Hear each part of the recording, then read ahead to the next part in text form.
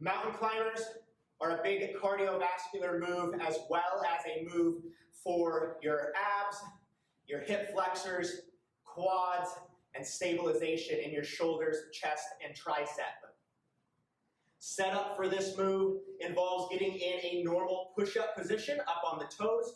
Whether you have the ability to perform push-ups on the toes versus the knees does not matter. You're not actually going to be performing a push-up. We're just going to be holding in that push-up position. So go ahead and walk those hands on out to where they're just outside of our shoulders, directly in line with the chest and shoulders. If you need further setup for the push-ups, look up our push-up how-to video. We're going to pop those hips on up in the air. We have a nice straight line now from our heels all the way up to our head. We're going to keep those abs nice and tight. Focus on squeezing those abs, not letting those hips dip down. We're going to bring that right knee up towards that right elbow. We're going to then push it back, bring that left knee up towards that left elbow, back and forth. Starting for these ones, if you're not comfortable with them, or if you don't quite have the core strength to perform these quickly, do it just like I was demonstrating right here. Nice and slow and controlled. Bring one up, bring it back, set it down, bring the other one up, bring it back, set it down. Once you get a little quicker, a little more comfortable with this movement, you can hop back and forth. As one leg is going back, the other leg is coming up. Common mistakes made on this one.